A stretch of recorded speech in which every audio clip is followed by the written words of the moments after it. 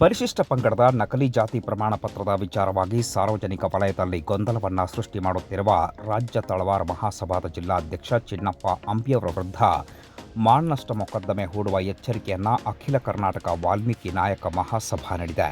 September 5 ಮಧ್ಯಾಹ್ನ 2 ಗಂಟೆ ಬಾಗಲಕೋಟೆಯ ನವನಗರದಲ್ಲಿ ಸುದ್ದಿಗೋಷ್ಠಿ ನಡೆಸಿ ಮಾತನಾಡಿರುವ ವಾಲ್ಮೀಕಿ ನಾಯಕ ಮಹಾಸಭಾದ ಜಿಲ್ಲಾಧ್ಯಕ್ಷ ದ್ಯಾಮಣ್ಣ ಗಾಳಿ ಹಾಗೂ ಮುಖಂಡರಾದ ರಾಜು ನಾಯ್ಕರ್ ಅವರು ತಳವಾರ ಹಾಗೂ ಪರಿವಾರ ಸಮುದಾಯದ ಮೀಸಲಾತಿ ಕುರಿತು ಮಾಧ್ಯಮಗಳಿಗೆ ಸುಳ್ಳು ಮಾಹಿತಿ ನೀಡುವ ಮೂಲಕ ಸಾರ್ವಜನಿಕ ವಲಯದಲ್ಲಿ ಗೊಂದಲ ಸೃಷ್ಟಿಸುವ ಕೆಲಸ ಮಾಡ್ತಾ ಇದ್ದು, ಚಿನ್ನಪ್ಪ ಅಂಬಿಯವರ ವಿರುದ್ಧ ಕಾನೂನು ಕ್ರಮಕ್ಕೆ ವಾಲ್ಮೀಕಿ ಮಹಾಸಭಾ ಮುಂದಾಗಿದೆ ಎಂದು ಅವರು ತಿಳಿಸಿದ್ದಾರೆ.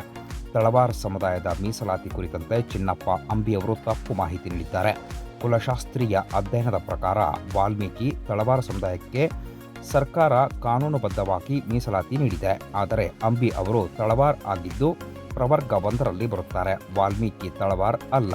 ಎಸ್ಟಿ ಪ್ರಮಾಣ ಪತ್ರ ಪಡೆಯಲು ಅರ್ಹರಲ್ಲ. ನಕಲಿ ಜಾತಿ ಪ್ರಮಾಣ ಪತ್ರ ಪಡೆದಿರುವ ಕುರಿತು ಅವರ ಮೇಲೆ ಪ್ರಕರಣ ದಾಖಲಾಗಿದೆ. ಹೀಗಾಗಿ ಸಾರ್ವಜನಿಕ ವಲಯದಲ್ಲಿ ಗೊಂದಲ ಸೃಷ್ಟಿಸುತ್ತಿರುವ ಅವರ ವಿರುದ್ಧ ಕಾನೂನು ಕ್ರಮಕ್ಕೆ ಮುಂದಾಗಿದ್ದೇವೆ ಎಂದು ತಿಳಿಸಿದ್ದಾರೆ.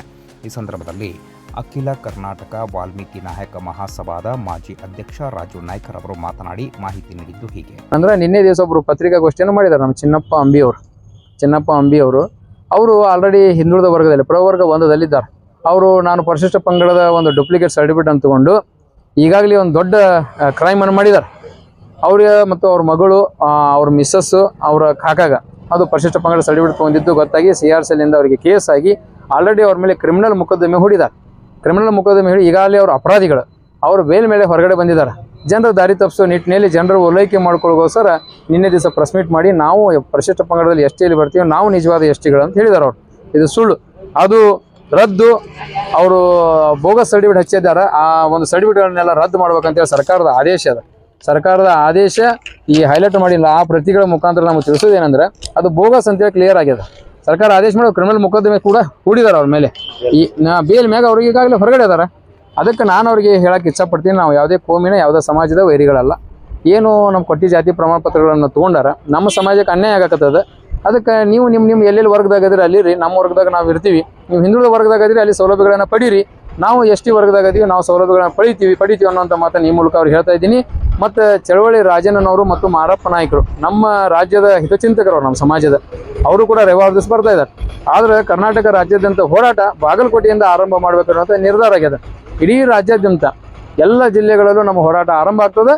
ಮತ್ತು ರವಿವಾರ ದಿವಸ ಅವರು ಕೂಡ ಬಂದು ಪ್ರೆಸ್ ಮೀಟ್ ಮಾಡೋರದಾರ. ಇದು ಎಲ್ಲಿವರೆಗೆ ಹೋರಾಟ ಅಂದರೆ ಇದು ಮುಗಿಯವರೆಗೆ ಹೋರಾಟ. ಇದಕ್ಕೊಂದು ಅಂತ್ಯ ಹಚ್ತೀವಿ ನಾವು.